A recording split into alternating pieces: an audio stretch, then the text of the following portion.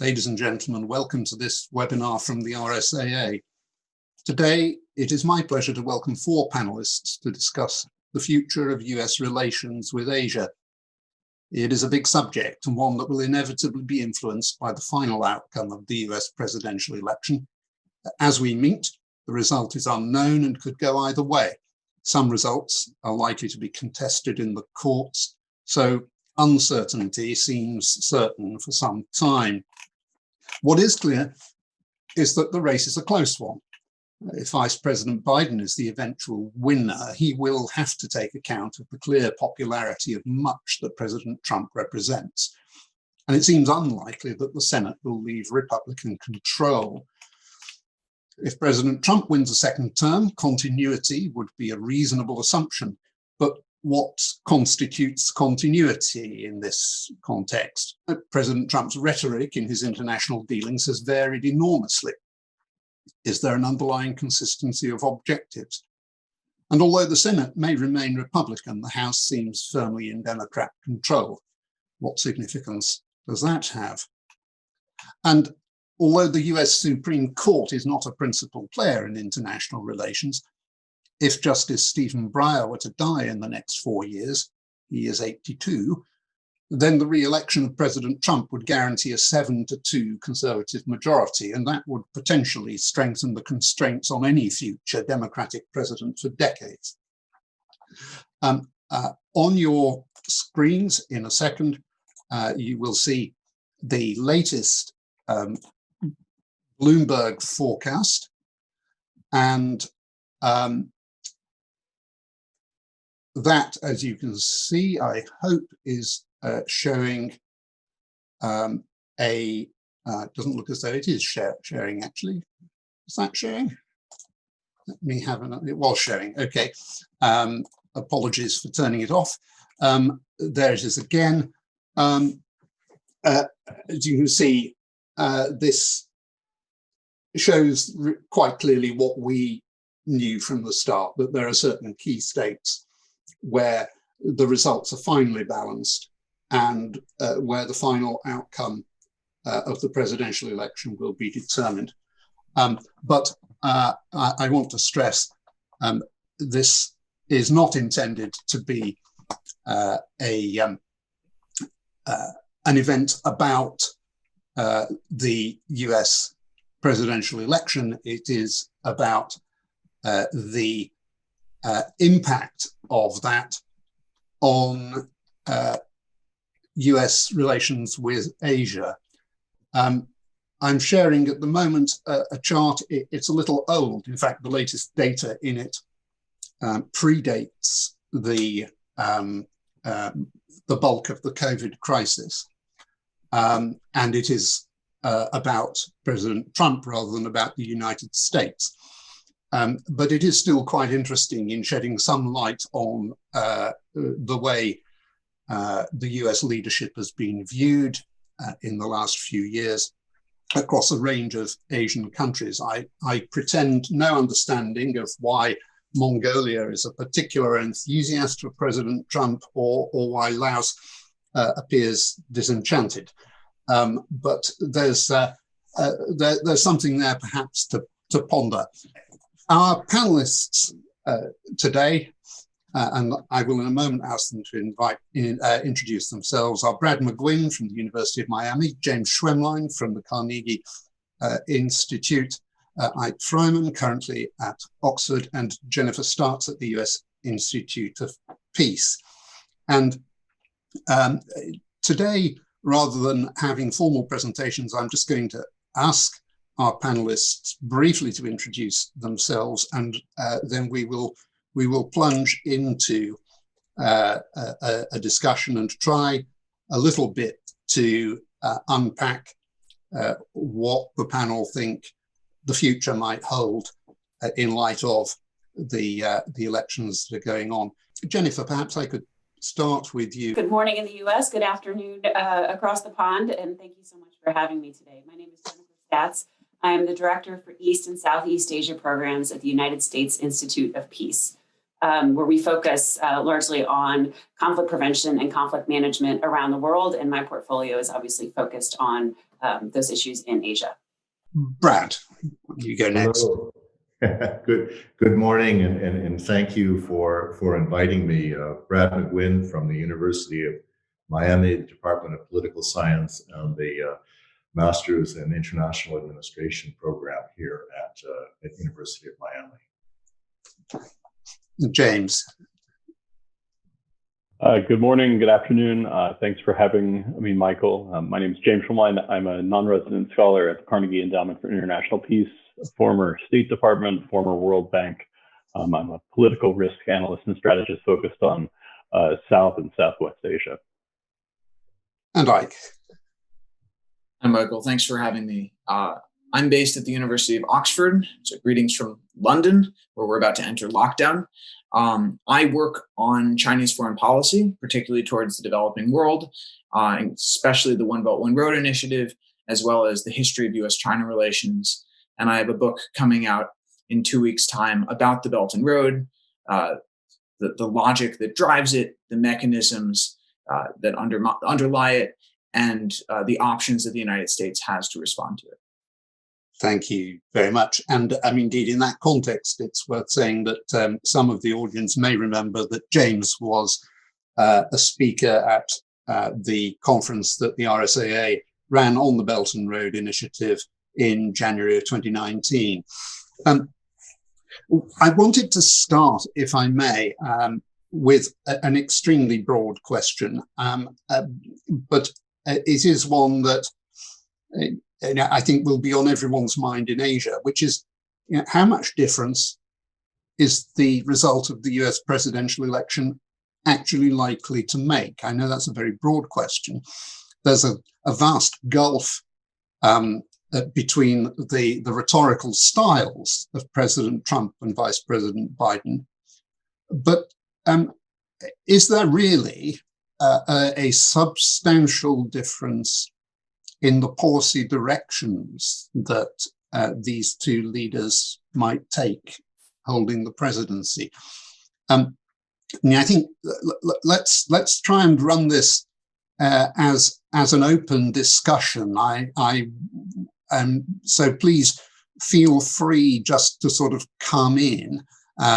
You try not to talk over each other quite as much as the presidential candidates did a few weeks ago. But I think it would be easier and more interesting to do that than for me to be sort of directing questions to particular individuals at this stage. So, but I guess I've got to point to someone to kick this off. And so, Brad, could I ask you to give that one a start, and then ask the other panelists just to join in? Sure. Well, I will defer to my colleagues here who know much more about the subject than I certainly. Continuity tends usually to be a stronger force than change, right? With one administration to another, owing to structural dynamics. The conditions have changed quite a bit since the Obama years with regard to the American perceptions of China, the relationship with India, a number of important bilateral relations, as well as multilateral dimensions to US policy in the region. But obviously there are some important points of difference between the two figures, both in terms of process, obviously, and I guess I'll look forward to the views of my colleagues on this. President Trump has a more eccentric style toward the foreign policy process, and from the perception of actors within the region, there's a good deal of more uncertainty about the Trump approach. Whereas I think with former Vice President Biden, he is more or less what it says on the tin, right? He is an institutionalist.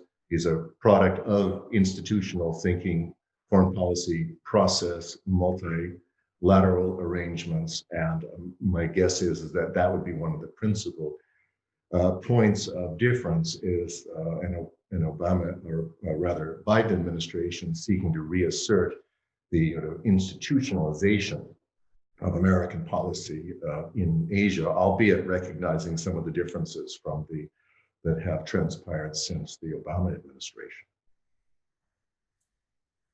I can jump in after that. I mean, I think your question hit on some of the main themes there again, which is I don't expect that there will be major differences in policy between either president or looking at a Trump second term. I think there is actually pretty overwhelming bipartisan consensus right now in Washington about what the main issues in Asia are and what the main issues of concern are, particularly when it comes to China, which obviously casts a shadow over a lot of policy decisions in the region. I think you're going to continue to see a lot of continuity either way in terms of policy and, again, those areas of focus. Where you're likely to see some difference is in approach. And I think you talked about this in the stylistic differences. And I think President Trump has been very clear that he prefers the America First approach, which has manifested itself in different ways, whereas Vice President Biden has been very clear that he will take a different approach, which is really about working collaboratively with allies and partners and institutions in the region, but also in Europe and elsewhere around the world to try to promote those policy interests and objectives. So again, I think, and we can talk about this more, there's just, there is a lot of bipartisan consensus on Asia right now. And so I think, you won't see a lot of dramatic change policy-wise, but I think there is a lot of room for different approaches between the two. Yeah, and I'll hop in here. I very much agree with both Brad and Jennifer. I'd say the main feature, I think Brad used the word eccentric to talk about the Trump foreign policy in Asia. I think the main feature has been one of American volatility, particularly when you look at policy towards the conflict zones. And that's been difficult to manage for the larger countries, for China, for India, for Japan, for Korea. But I think that volatility, that Trump approach, which I think many analysts have argued was novel, I think we can say this morning it was not repudiated by the results we've seen so far. This was not, I mean, this is a razor thin election. We can, Michael, I respect that this, we're not going to talk about mechanics, but the precise mechanics, but the likely results are what they are, and we may well be looking at a Biden administration in the coming months, but this was not a broad repudiation of the Trump approach. So I think that's important. One technical highlight I think to make is the balance of power as it is so far manifesting with a narrower Democratic majority in the House of Representatives and likely a narrower Republican majority in the Senate, but still some flux in that situation. Issues like climate change or a return to the Iran nuclear agreement or other kind of crisis or problem management issues that are multilaterally relevant, particularly to Asia's major powers, become very difficult to manage if you can't use treaty mechanisms with the Senate. We've seen in the last 4 years in particular, the problem of pursuing foreign policy by executive order and by basically executive agreement, as we would think about it in U.S. executive branch parlance, with the Obama administration completing the Paris agreement, the U.S. portion of the Paris Agreement as an executive agreement, the Trump administration promptly withdrawing it. Actually, that comes into effect this week. That withdrawal, whatever, the Biden administration could reverse that, but the executive agreement is reversible, and similarly with the Joint Comprehensive Plan of Action. So we're likely to see a situation with these razor thin kind of margins in the House and the Senate, where even under a Biden administration, there's still likely to be internal consternation and volatility, kind of reflecting broader U.S. policy towards Asia. Eyck, I wonder if I could just take that forward a little with you, because, of course, how the US sets out its policy stall is one aspect of this, but how it's seen and received elsewhere is the other part. Could you just comment for us a little on how Xi's China is likely to view the US elections? Indeed, do they have a preference for who wins it, or do they consider themselves sufficiently big for that not really to be a factor? Clearly, they have to live with the United States under whatever management. So I think there's a lot of confidence right now in China. Rush Doshi and Julian Gewirtz in particular have written very good pieces on this in Foreign Affairs and Foreign Policy. And they've made the argument drawing on what I think are some pretty compelling and authoritative Chinese sources, that there's a sense of confidence in Beijing akin to what was felt in 2008 to 2010 in the wake of the global financial crisis. There's a famous anecdote during that period at the end of the Bush administration, where Hank Paulson, the Treasury Secretary, visited Beijing, and he tried to offer some unsolicited advice for how Beijing should handle its economic policy. And his interlocutors politely told him, with due respect, Mr. Secretary, we don't think you're a particularly good role model anymore. And I think there's a view in China that the Communist Party's model for beating COVID-19 is a powerful indication of the legitimacy of CCP rule. And there is a sense that the abject failure of Western countries, or at least the United States and Western European countries, to get the pandemic under control, indicates that this is an opportunity for China to continue asserting itself. So one of the things we saw after the 2008 financial crisis was a period that scholars of Chinese foreign policy called Beijing's new assertiveness. You saw the rare earths embargo directed towards Japan in 2010. You saw the beginning of some island building in the South China Sea. You saw China beginning to prosecute some more of its territorial disputes with its neighbors.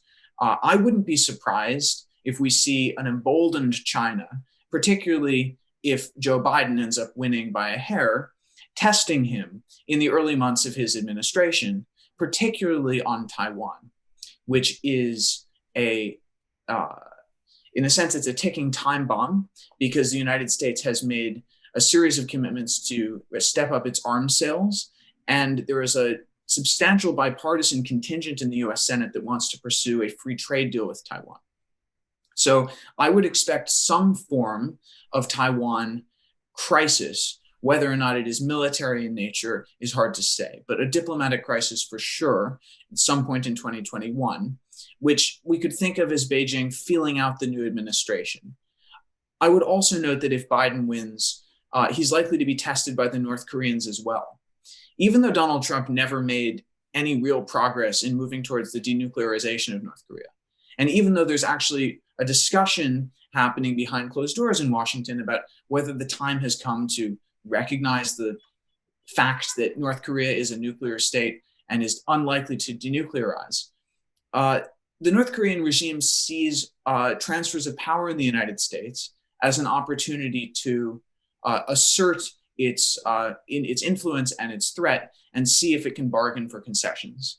So unlikely in a Trump scenario, but in a Biden scenario, which probably looks more likely, I would expect a return of a North Korean missile crisis, possibly including more missile tests or more various sorts of low-level incursions on South Korea to sort of test Biden's mettle. And that taken together is, I think, an indication that Biden will have to make a serious decision in the beginning of his presidency, how much he wants to commit militarily to US allies in Asia. And I'm not sure that he's thought through that logic just yet. Thank you. That's taken me very nicely into an area that one of the audience has asked about. In fact, Lynn Ford has asked what will be the differences in relation to the Korean Peninsula and particular North Korea. I mean, you've begun to answer that already, particularly in relation to North Korea, but the South of Korea has also had its anxieties in the last year or two. I mean, a sense that the current US president attaches less importance to them than perhaps his predecessors have done. And particularly raising questions about the value for money of the US military deployment there. I wondered if any of you could comment on South Korea's likely attitudes here. South Korea is obviously a status quo power in the region. It relies heavily on its commercial and military partnership with the United States, but of course it is so deeply integrated into supply chains in China that it has to take Beijing's calls and try to seek some sort of balance. I think that on trade issues and on currency issues, the Trump administration has probably taken a harder line on South Korea than a Biden administration would, but I wouldn't really anticipate much significant change in policy. Biden is going to be under serious pressure from his Asia team if he does take power to make a substantial show in his early weeks and months in office that he is committed to the Asian region. If you look at what some of his likely advisors have written in places like Foreign Affairs, Kurt Campbell, who is likely to be his Asia czar if he wins, Michelle Flournoy, who is, I think we can say, his presumptive Secretary of Defense if he wins, they're staking out positions, at least on the US military posture in East Asia, that are even more hawkish than the Trump administration's. So I'm not sure that Biden will take their advice, but if he does make those moves, I think it would be reassuring to Asian allies, but it might also raise tensions, particularly with North Korea in the ways that we've discussed. Yeah, if I might say, Please, Brad, just come in. Yeah. sure, quickly, I think that for a Vice President Biden, there may be two conceptual challenges. One will be the holdover from the Obama years, where on many of their initiatives, there was a neoliberal assumption that integration and cooperation would ensue through trade and cooperative ventures. And there may be a little bit of a lack of confidence in that model emerging from within the Biden camp at one level. And the other will be within the progressive wing of his own party. I'm talking about Joe Biden here, and what sort of influence they may or may not have, or tension within perhaps a President Biden's mind with regard to a more hawkish posture, as was mentioned with Michelle Flournoy and others, that they perhaps are envisioning with regard to the region. So those will be some points of perhaps policy and cognitive tension for a President Biden. If I could sort of pick up as well on a concept there, you used the word holdover from the Obama era, and the Iran nuclear deal is obviously one that Biden himself is extremely closely associated with. I wonder if I could invite panelists to sort of comment on where that might go. And pretty clearly, a Trump second term would be likely to continue to take a very hard line on Iran and try to find ways of tightening the sanctions grip. But there's a problem for Biden, I guess, here, because he owns the previous policy, but the current policy, as James has said, it's not exactly repudiated by the voting pattern. Where does that go?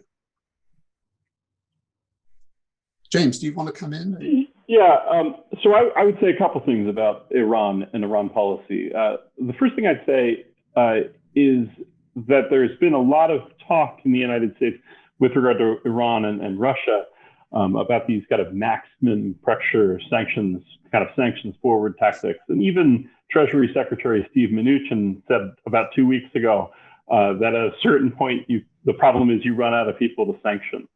You run out of targets on which to leverage. He said that in the context of Russian, kind of going after Russian firms involved in potential, election meddling or kind of counter-information efforts. But there are limits to the efficacy of a maximum pressure strategy. And I think in the Trump, in the context of the Trump administration, we are at that limit with Iran. There is no exit strategy. When you think about pressuring a country like Iran, you want to design a policy that provides a comfortable, based on your own interests, exit ramp towards a more constructive outcome. The Trump administration has completely failed to construct any kind of exit potentially from the maximum pressure and unilateral sanction strategy. So first, I think you would expect a Biden administration, first setting aside Congress for a second, to take a significantly different view of Iran. Instead of a pressure forward, you think about trying to reconstruct the alliance-based approach that characterized the Obama years, and frankly, that characterized the Bush years as well, even after the war in Iraq and the declaration of the global war on terror in 2003, which really alienated the Iranians and allies at the time. This transition on Iran policy is absolutely uncertain. It's uncertain because, as a result of the Trump administration's unilateral decisions with regard to the JCPOA, the Iranian government is now treating itself as outside of that agreement. And there is now growing evidence that they are beyond the limits of what was sketched out in the JCPOA, and that there's additional construction activity and other kind of potentially malign activities that would have to be managed. There's also a strong bipartisan desire to, as there was in 2016, to manage Iran's other behaviors, including the use of proxies, including its behaviors in Syria and in Yemen and elsewhere in the region. And generally, reports like just last week, the report that potentially senior U.S. there was threat-based reporting that senior U.S. military leadership were potentially the target of Iranian assassination threats in retaliation for U.S. actions against Iranian military leadership over the last year. This is going to be a messy situation, and it's going to involve the Biden administration first, I think, attempting to reach a new accord with Europe, with Japan, with the major potential partners. I think you would add in this context, unlike 4 years ago, you would add India probably to that conversation, given the maturation, the beginning of the maturation of a new Indo-Pacific architecture. Although Iran is not an Indo-Pacific problem in the US conception. There's still a wide gulf between U.S. perceptions under Biden or under Trump and Russian or Chinese activity. So that is a variable to manage. But there's also got to be an effort to provide that comfortable and constructive exit for the Iranian regime away from malign behavior and towards a more open and potentially I think mutually beneficial outcome. Personally, I think you're likely to see the resumption of U.S.-Iran diplomacy fairly quickly, if not publicly necessarily. But I think an agreement or a return to the JCPOA in its previous structure seems pretty hard to imagine, in the next kind of short period under a new administration. And that's not because of the U.S. Congress structure or the difficulties of the executive agreement dilemma that I mentioned before, but because of a real breach in trust between first the U.S. and its core partners in the kind of E3+3, P5+1 structure, and also between those partners in Iran over the last 4 years.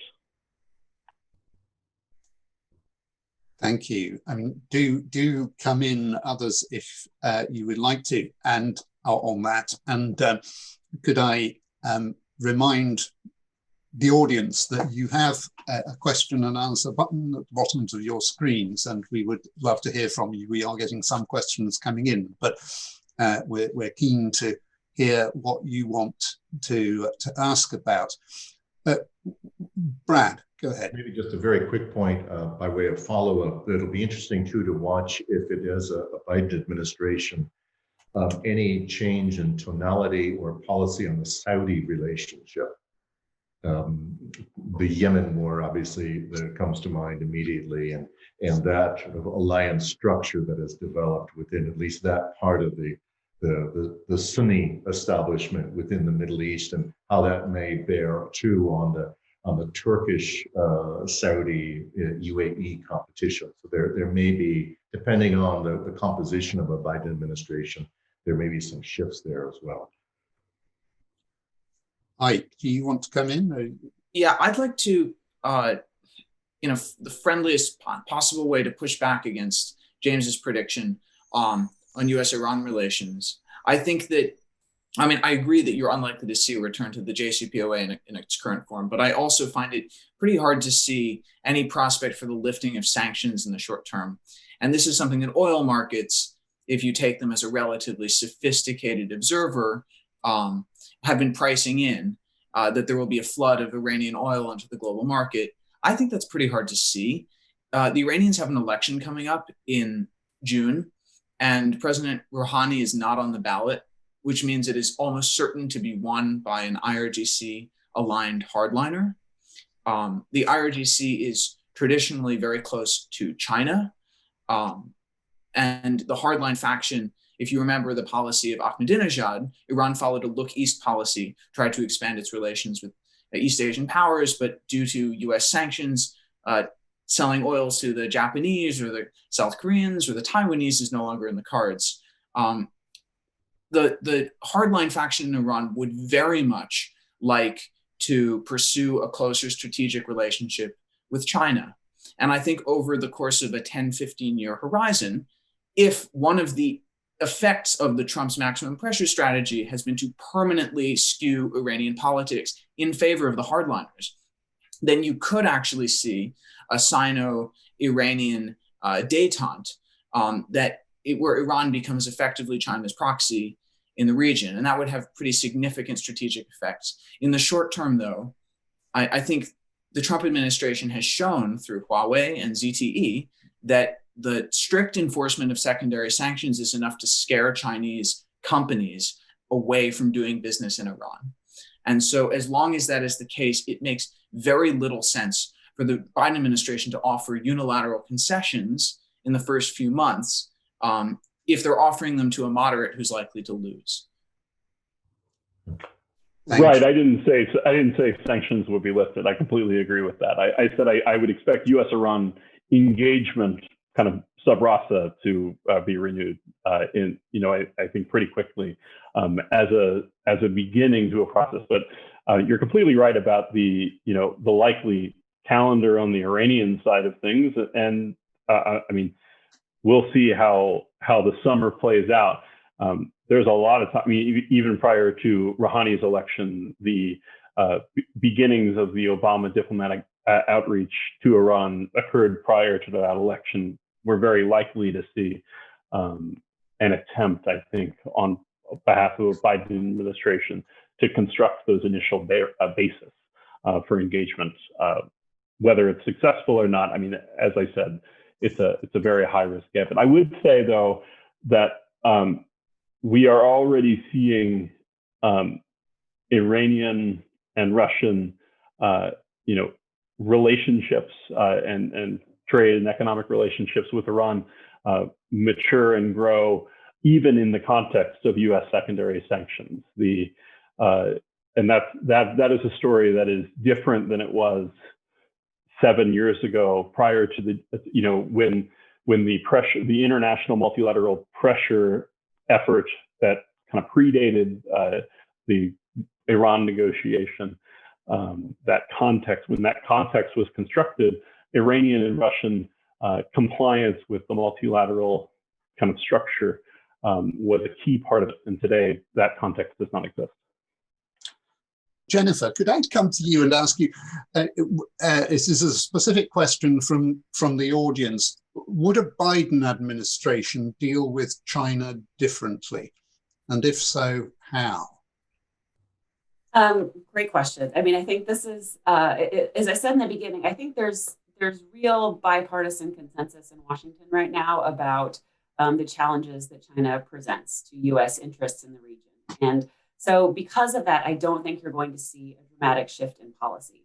Obviously, the region is looking at this issue very closely. And this has been something that thinking about that public opinion poll that you flashed earlier, I mean, I think one of the reasons Trump has been popular in the region, Southeast Asia and kind of the more Indo-Pacific region specifically, is because he has taken a harder line against China.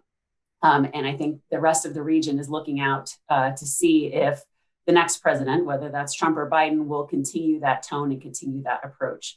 I think Trump has been kind of back and forth on how willing he is to criticize China on certain issues. He's certainly been pretty tough on them with respect to COVID-19. Other issues, he hasn't been quite as aggressive in criticizing the government in Beijing. So I don't know exactly how to predict that side. I think, Biden, certainly his team realizes that the region is looking for reassurance that he will also take that tough line against China to help balance against China's growing influence in the region.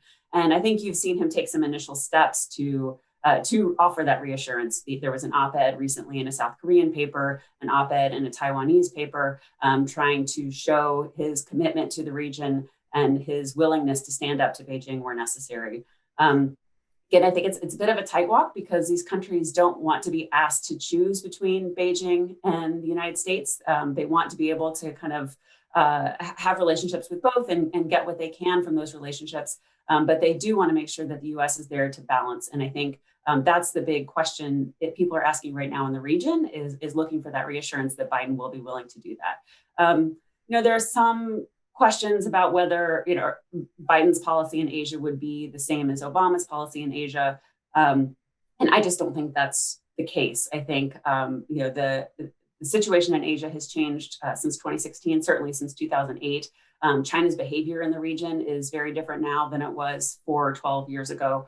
And I think that, the consensus in Washington is that a lot of these problems that have been driving U.S. policy about human rights, about structural imbalances in the economic relationship, about China's increasing military assertiveness, those have only become more pronounced over the last few years. And I think those are themes that will continue to be addressed through U.S. foreign policy. I agree with almost everything Jennifer just said.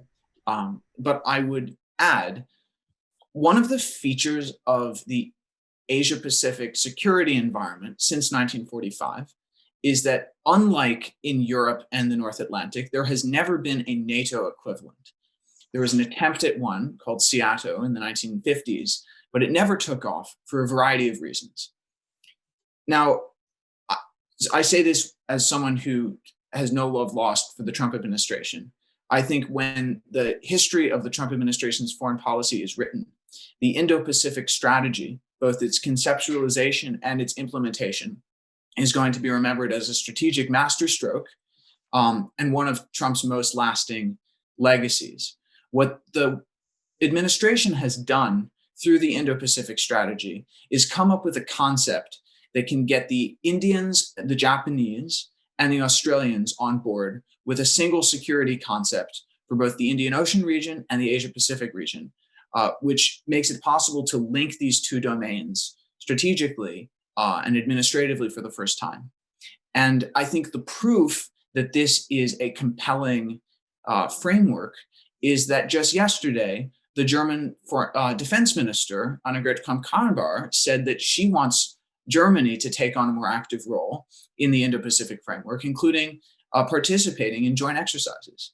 So as much as the Trump administration has been criticized, and probably justifiably, for pursuing a relentlessly bilateral, America first approach to trade and shunning multilateral institutions, it is in the early stages of building a multilateral framework in the Indo-Pacific for confronting China that is based on some shared concept of ground rules for freedom of navigation and security.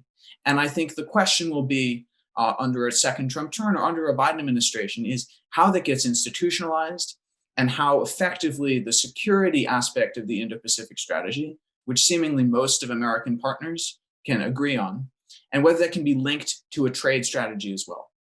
Because if we do see the rebirth of TPP branded differently, and it does become married to an Indo-Pacific security framework, I think China will find itself outmaneuvered, and it will be very difficult for the Belt and Road to be the sort of strategic masterstroke that Chinese strategists have been counting on.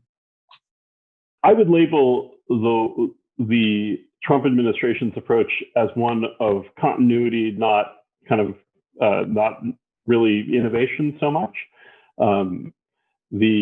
What in the first instance, what the Trump administration did was take the existing and recognize the existing kind of combatant command structure that governed that region and put the combatant command structure, superimpose it on the broader policy branding of the region. We already had a Pacific Command that already covered exactly this region, was already heavily engaged in building partnerships, especially and accelerated under in the early years of the Obama administration under what was known as the pivot at the time, in terms of shifting resources eastward.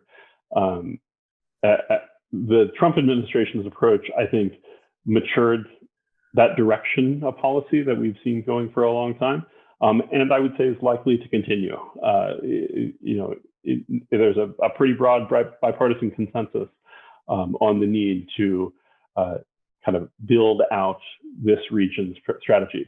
There are a couple things to highlight, and I'd really like to hear from Jennifer on this as well. One is the Trump administration has, considered some kind of bespoke partnerships like the quadrilateral format that was created by the Bush administration, and then kind of renewed in the last 2 years under this administration, taken this format and brought it forward. Although there's, except the recent announcement that the Australians are finally joining the Indian Malabar exercise, and that there will be quadrilateral military exercises now in the Indian Ocean. Except for that announcement, we're seeing a very slow maturation. We do expect that to continue. We haven't seen a lot of diplomatic attention on Southeast Asia. That's a significant gap, one that President Trump, I think, harmed by not traveling to that region and declining to travel, by downgrading engagement in some cases with that region. We've seen strong progress on the India bilateral relationship, particularly on the defense side, again, one of continuity from the Bush and Obama approach since 2005 of building that relationship. We still don't have an economic and civilian kind of valence to the India bilateral relationship, but the security overlays is very positive and accelerated over the last year thanks to the Chinese. We can thank Beijing for giving new impetus to U.S.-India alignment. And I think that is the story in this region. The story is not the policy construct or differences in a partisan basis of the policy construct emerging from Washington. The story here is that a region that sees a rising threat and is looking for partners and new alignments to try to manage that threat, to create choices for themselves. They see China as a risk that needs to be managed, also an opportunity that should be taken advantage of if they can. They're not looking for exclusive partnerships with the United States or with China. As Eyck mentioned earlier, they're looking to kind of have a more managed, more secure relationship with both. And so that we can thank the Chinese for kind of preserving this opportunity for partnership in this region, even if the Trump administration in many cases didn't prioritize it. And that's a very interesting contribution, and I will not put the chart up on the screen, but there are some interesting figures from the Pew Group on how China and the United States are seen in relative terms across Asia, and it's absolutely clear that if you ask most Asian countries to say which of these is their best friend and which is the biggest threat, they all say the United States is the best friend and China is the biggest threat. But China is, of course, not a country that can be ignored or just sort of shooed away. And while lots of countries may be anxious about China, they have to find ways of living with China. And the direction, certainly in the last year or two, of US policy has been to be less willing, at least in rhetorical terms, to say, we're going to look after you. The whole question of US troops in South Korea is sort of perhaps the most obvious example of that. So it doesn't seem to have changed attitudes at the moment, but the dilemma is there. If I could sort of pick up some more questions, and audience, thank you, but please do keep them coming.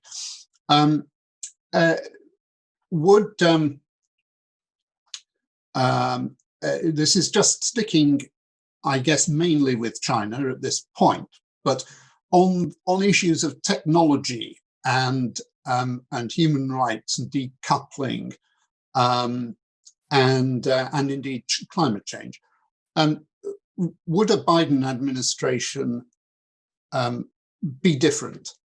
I mean, would a Biden administration, it will inherit the situation with TikTok, but what will its instincts be on areas like that? So I think there is basically a bipartisan consensus here. One of the things that the Trump administration sort of recognized just in time is that if Huawei was actually allowed to enter the critical infrastructure in the countries where it was in the lead to get 5G contracts, it was going to become extraordinarily difficult to dislodge. And I think if there's one thing we've learned about the market structure of tech firms over the last decade is that once a platform achieves scale in a market, it becomes extraordinarily difficult to dislodge. Think about Uber, think about Facebook, think about the search dominance of Google in Europe. And so this means that despite this unforced error, that these comments from Jack Ma that seem to have disrupted the anti-PO, China has a full suite of very attractive tech products, which in many respects, software products, not just hardware, which in many respects are superior to the American competitors, and which are designed to be used by people in developing countries. Anyone who's ever used WeChat to order a dog shampoo, like they would order an Uber in Shanghai, can attest to the fact that this is convenience on a level no American can understand. So I think there is a discussion in Washington about how to prevent apps like WeChat, and particularly payment platforms like Alipay and UnionPay and WeChat Pay, from supplanting the SWIFT infrastructure, which is the US-dominated infrastructure through which we transact or clear international payments. This control over SWIFT, the fact that SWIFT is denominated in US dollars, gives an incredibly powerful tool to Washington to enforce its sanctions and leverage over pretty much any developing country. And if China can, for example, roll these products out globally and then say, well, when Chinese tourists visit your country, we want them to be able to pay using Chinese payment products. Or when we buy commodities from your country, we want to pay in RMB through this product. China could potentially build a competitor ecosystem to SWIFT, which could, in the medium to longer run, threaten the hegemony of the US dollar in the international financial system. So I think this is a big strategic threat. Washington is belatedly waking up to it. And there is concern in both parties about what can be done. But ultimately, the difficulty is China will be pushing these products in a lot of countries, particularly lower income developing countries where Washington doesn't have a lot of sway. So I think there will be a lot of interest, in particular in partnering with India, There's been a lot of interest from US tech companies in Reliance Jio, which is essentially an Indian telecom that is trying to build a WeChat equivalent. And there will be, I think, a lot of interest from Washington, regardless of who wins this election, in helping Reliance develop this tech product, sort of merging a WhatsApp-style mobile app with a more versatile suite of payments and other sorts of features, and then trying to roll that out in the developing world to compete with Tencent. That's a very interesting perspective, and I mean, it's in a different context. I have been involved both, I mean, extensively, both with sanctions, but also with various kinds of development assistance in developing countries, and the fact that dollar payments all transit through US markets is the single biggest control that the United States has when it comes to sanctions, because this scares the living daylights out of banks who are so vulnerable that they would rather avoid, to take one example, any transactions to do with Sudan, no matter whether they are legitimate or not, than take the risk of tripping over something on the US side. So if the sort of transition that you're envisaging there, Eyck, were to come to fruition, that would potentially have very big impacts over the course of time in the ability of the US to lead on some of these issues, or to lead effectively. I wanted, we've got a few more minutes left. We're not long. I did want to just sort of pick up on two other questions about countries we haven't spoken about yet. I mean, the first is Turkey. How do you see a new administration of whichever sort of character relating to Turkey? Erdogan is a fact of life. He has transformed Turkey from a overwhelmingly secular administration that the EU used to talk, perhaps not entirely sincerely, but nevertheless talk about becoming a member of the EU. That is a perspective that's entirely gone. It's a different entity that we're dealing with. How do you see that moving forward, James? Yeah, Michael, can I start by going back to your climate question just for 1 minute, yes, and then I'll say a word about Turkey. I think when we think about a potential Biden administration in contrast to the Trump administration, the first and most important change is that the Biden administration will talk about climate change and think about climate change and acknowledge its reality. Markets can expect a greater U.S. focus on financing and enabling and facilitating both U.S. domestic and international green projects, whether it's electric vehicles or battery technology or carbon capture innovation. We should expect a Biden administration as early as any kind of stimulus to put a big focus. Biden has talked about a $300 billion as part of a stimulus, a $300 billion package framed in the Buy American context for electric vehicles, lightweight materials, and other kind of green investments from the kind of green tech kind of world. Again, with a Buy America focus, which I think is from a trade policy perspective complicated, but you should expect a big shift, both tonally and in resources, in how the U.S. engages on climate issues internationally. On Turkey, I'd say going back to Brad's earlier mention of Saudi Arabia, these are relationships that I would package together. There is bipartisan, not universal, but bipartisan kind of frustration with these regimes and their behavior over time. The Biden team has talked about, has renewed the concept of a community of democracies as a kind of core motivating mechanism for U.S. foreign policy globally, an animating feature of it. I would think about this kind of like a modern version of a G7, probably expanded to include, new partners, Korea, India, others. But that would be one mechanism to watch. Turkey is a problem in the NATO structure today. The lack of democratic character is a frustrating source that we hear more from Brussels as well. There's no agreement on how to manage Turkey, but there's a lot of concern about Turkey in Washington, across the aisle, particularly in light of recent examples like testing Russian missile defense systems, while they're still nominally part of the F-35 acquisition program. This is a very complicated relationship that's going to remain complicated.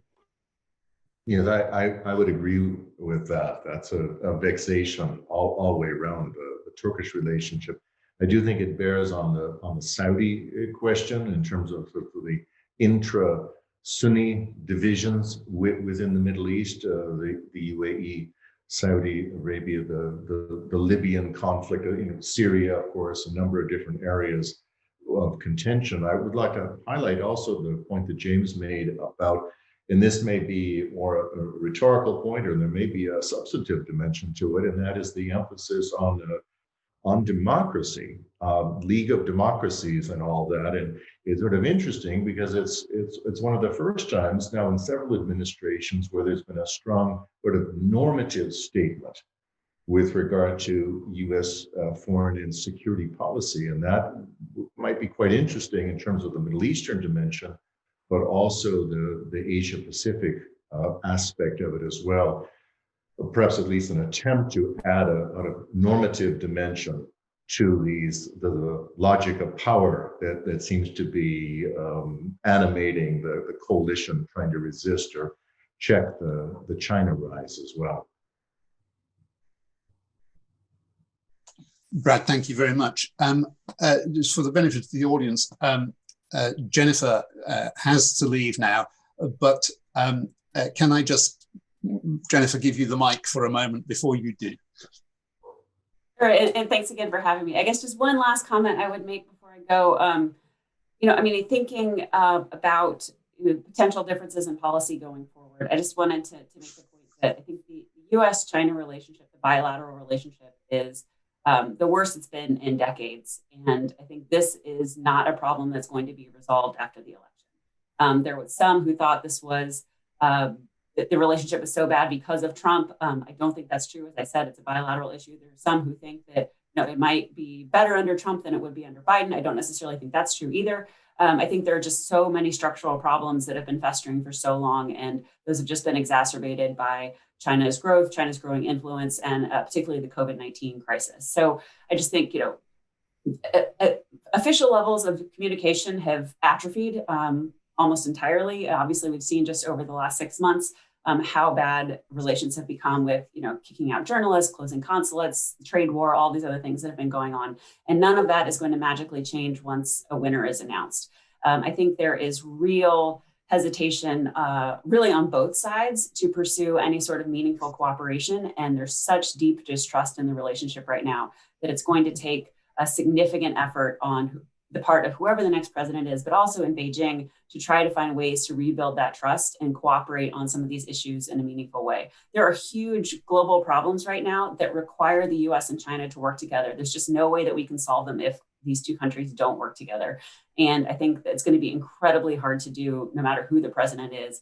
And so some of these themes that we've talked about in terms of working with other countries some that Trump has been doing over the last few years, some that Biden has said he would like to do if he's elected, really trying to build a broader coalition to multilateralize the approach to some of these problems, because bilaterally, I think it's going to be really hard to make progress on much of them. So anyway, I hate to leave on a sour note, but I think it's also an important realization that I think this problem is quite deep and will not magically resolve after the election. I think, China is not a major factor in the election. The candidates aren't going to change their tune once a winner is declared. And it's something that we're really going to have to keep an eye on, because it obviously has huge ramifications for the region and for the rest of the world. So with that, I apologize that I have to run, but thank you again for having me. It's been a pleasure, and I really enjoyed the conversation.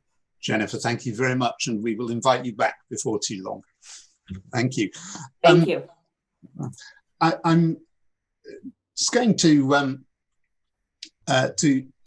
ask a question that has been lurking at the back of my mind, but is now posed by John Romano. Should Russia get a mention within the context of this discussion? Clearly, but by virtue of its sheer size, if nothing else, Russia has an interest in almost everything to do with Asia. Could I invite sort of comments on that? Brad, you're sort of smiling and nodding. Please, why don't you lead us off on that? Well, I think that is a very interesting question, and certainly since September of 2015, it has been a different sort of Russian posture within the Middle Eastern space in light of their military activities in Syria and elsewhere in the region, something of a return of the Russian presence, and the relationship that was mentioned earlier with Iran that has assumed a more institutional character. One of the potential implications of this election season that we have, and this has, I think, been the case for a number of cycles, is a growing attenuation of American interest, frankly, in these foreign policy concerns, and a temptation amongst political leaders to turn inward. And one of the concerns from a tradition of American policy within the Middle East and elsewhere is perhaps a weakening of commitment, right, to the region, peace processes and other forms of engagement that have been so central to the American approach to the region. And Russia, although they're certainly experiencing some difficulties associated with their Syrian involvement, right, they do seem to be poised to become once again a significant player in that greater Middle Eastern environment. Can I add two things to that? Because I agree with that framing. The first thing I'd say in the context of this election, kind of post-election conversation, is that I think there's a bigger difference between Trump and the kind of U.S. bipartisan kind of consensus on Russia policy than there is, a likely to be a divergence in any way between Biden and a kind of split Congress with Republican Senate control. There is a broad frustration and concern with the Putin regime and its tactics and behavior, whether it's in Syria or Afghanistan, or with regard to U.S. Meddling in elections, or with regard to its energy market tactics. Also, we talked about Iran earlier.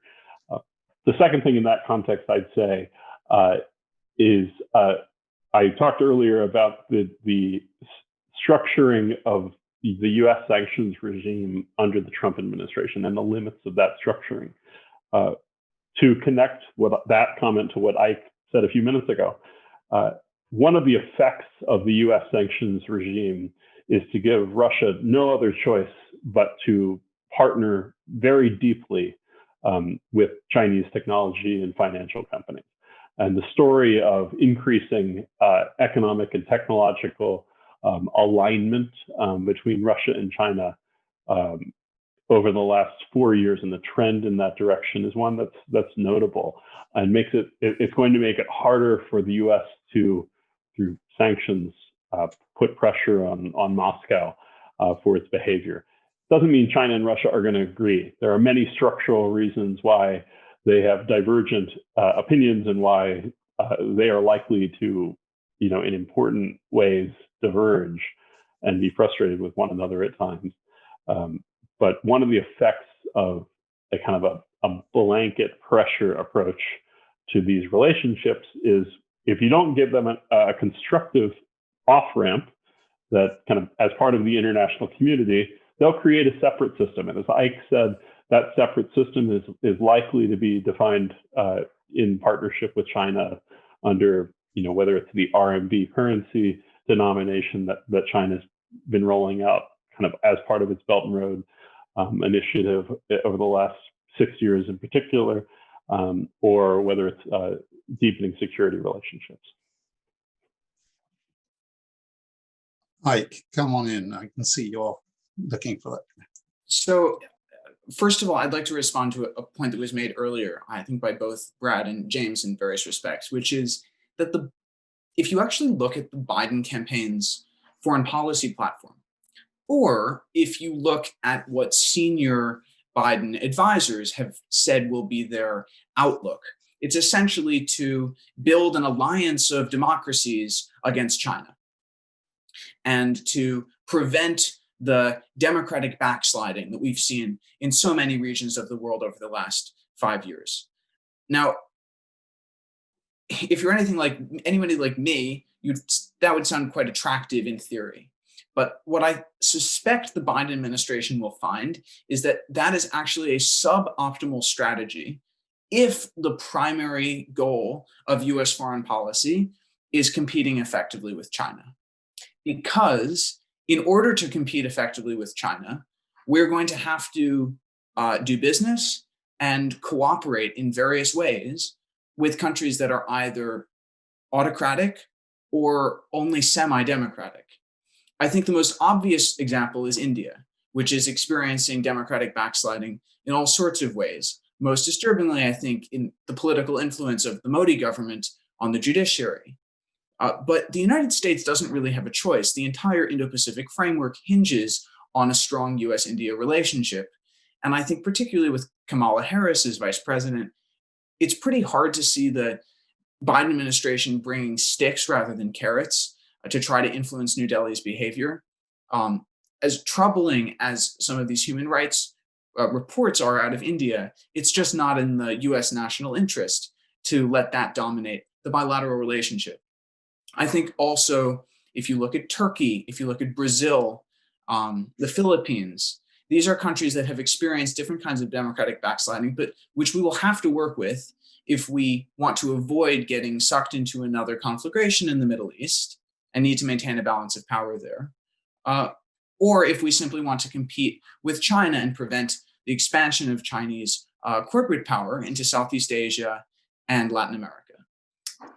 Over the shorter term, I think James and Brad are absolutely correct.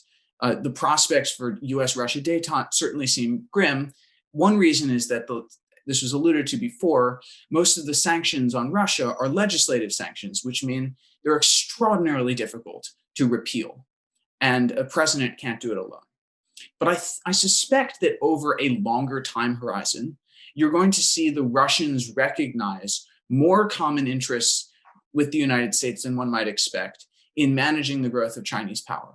And I think we can already see that in the last few months as the Russian defense and security and intelligence establishment has begun to publicly air some concerns about the depth of technological cooperation with China, particularly through the GLONASS-Beidou system, where the Russians and the Chinese are linking up their satellite navigation systems. The Russians are asking, and justifiably, is this going to give the Chinese their own sort of panopticon? What about bringing Huawei in? What are actually the long-term strategic implications of that if we want to deter Chinese encroachment in the Russian Far East? The United States strategy, at least from Henry Kissinger on through the end of the Cold War, was to be closer to both the Russians and the Chinese than they were to one another. And though that is not a difficult though that seems a difficult prospect today, I think this will ultimately turn into a necessary policy for the United States, perhaps not over 5 years, but over 10 to 15. Thank you. I'm afraid I am going to have to wind it up there because we are just about out of time. But I'm glad that India did get brought in at the end there. It had seemed to me the largest missing piece of the conversation we were having, and that there are lots of reasons why that would be. But it is a country that needs to be kept an eye on. Thank you very much indeed to all of our panelists.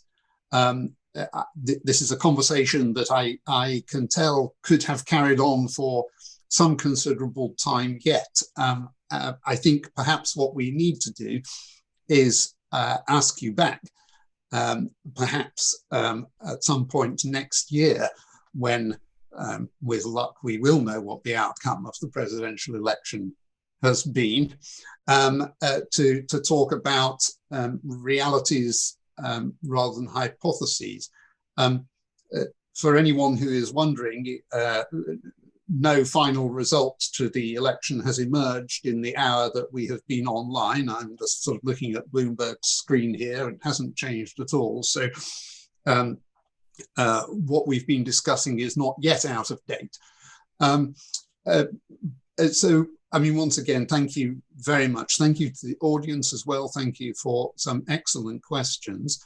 Sorry, Jennifer wasn't able to be here at the end. But we look forward to coming back to this. There will be a recording of this event on the RSAA's YouTube channel shortly. And so if you want to look at it again, or if you have friends who've missed it, please do point them in that direction. And once again, thank you very much, everybody. Thank you very much, Michael. Thank you. Thank you, everyone. Thanks a lot. Goodbye.